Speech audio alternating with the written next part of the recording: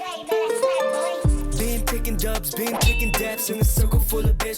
what's going on, everybody? Welcome to episode 31 of The Chop, a place where we seek perspective and inspire action. I'm Brevin Fields, and today's episode is going to be a little different. It is going to be audio only, just because that's what I had available, and you got to get it done. And then also because this is part of a school project, I felt I wanted to incorporate. So today, the topic will be touching on some songs, artists, and things people do in our world. Or not people, I guess, specifically these music artists I'm going to talk about, and how they approach racial rhetorical criticism within music, specifically rap and hip-hop. And then I'll also slightly touch on some stuff that I feel hits the critical race theory. But not going to waste any time. Going to jump right into it. Apologies too, a little stuffy in the nose. But so jump into it. The Little Baby song, The Bigger Picture. It definitely was something when the George Floyd killing happened that blew up. It was the most streamed song during that time, for its release being attached to what happened. And it's Lil Baby has a line that says it's bigger than black and white. It's a problem with the whole way of life. It can't change overnight, but we got to start somewhere. And I feel that connects to something I wanted to have this podcast be, is starting somewhere, being a conversation, and bringing this stuff to light. And I feel that's also what these rappers wanted to do with their music. But Lil Baby in that song, specifically in the music video, he immerses us in like black culture, the black experience of the protesting. So he's out in the streets in, I believe maybe his hometown, don't quote me, but I believe Atlanta, and he's in the streets with the culture, and they're, protesting, trying to make a movement, and he's like documents it all in his action in the streets. And then we see him in the video at a rally standing next to, I was doing a little research, he was standing next to the councilman, the city councilman of Atlanta.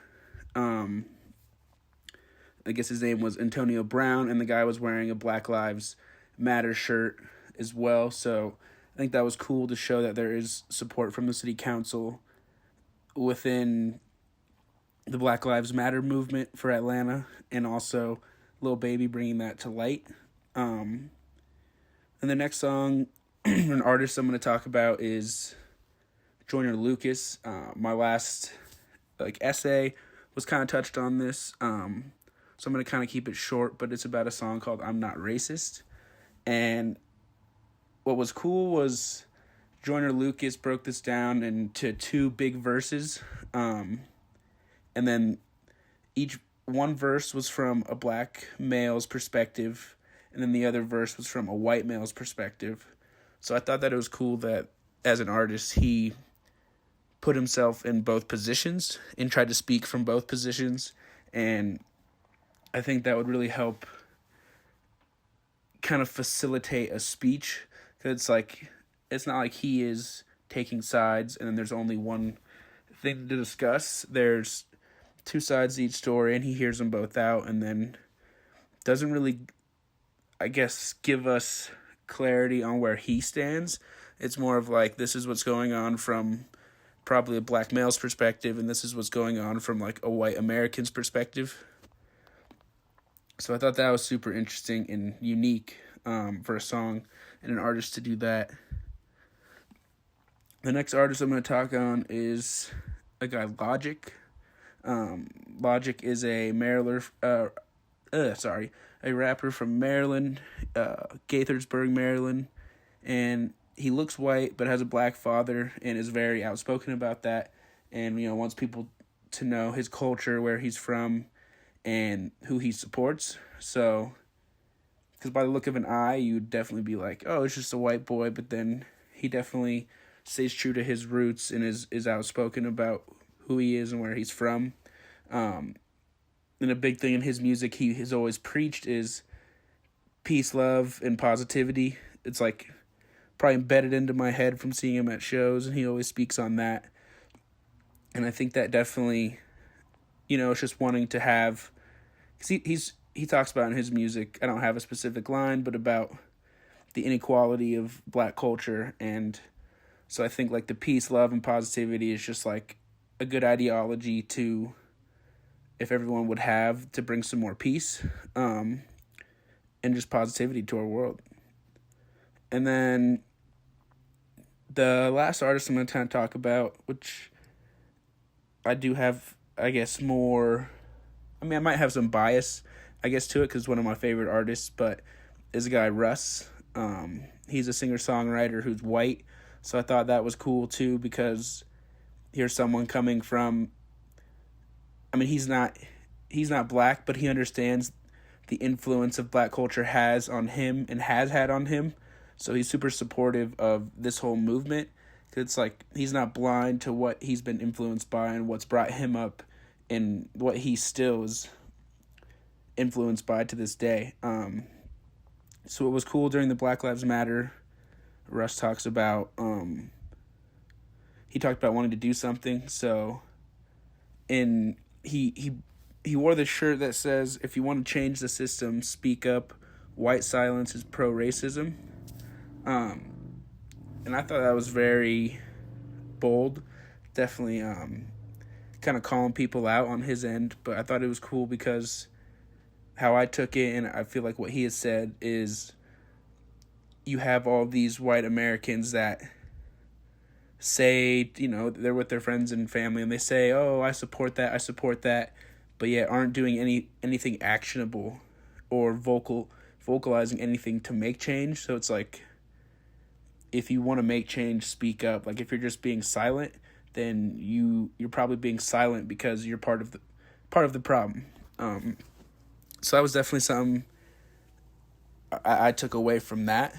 But I just found really interesting was, I never looked at it as from the perspective of what do we then categorize the people who don't say anything. So that was kind of cool to then put them in a category of, if you're not saying anything, you are part of the problem and you're not helping us make change. But like I said, it was really cool to hear these artists and their music and use their culture and their platform, sound, and abilities to speak on these topics and bring, these racial inequalities and criticisms to light. Because it definitely has been talked about more. And a cool story I can kind of relate to this is the Nike equality campaign. It's been out for a while now. People may have seen it. The equality, it's on, like, LeBron James supports it, a lot of people, but I know someone who helped start that campaign. And what was crazy was they were in a meeting with directors of Nike, and when he was promoting this to them, they asked, how relevant do you think this equality thing will be? How long is it here to stay? What's the longevity behind it? And, he told them this is forever. And it was questioned for a while, a couple weeks, I remember him telling me, and it finally came to a point where they pushed it through, the campaign launched, and to this day, 4 years later, like, the equality line for Nike is still something relevant. It is still something they're promoting, doing paid advertisements for. You'll see it on Instagram.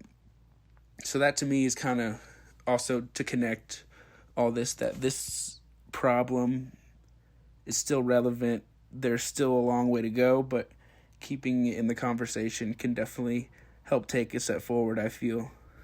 And like I said, music holds longevity. People listen to music forever. So I think it's also part of telling history and documenting it, putting it down. So for years to come, when people listen to these songs, they can think back, oh, damn, I remember when that Black Lives Matter movement happened and why he wrote this song. And, hopefully we can look back one day and be like, we've made a lot of progress from these times. So I think that's something cool, too, that the music holds.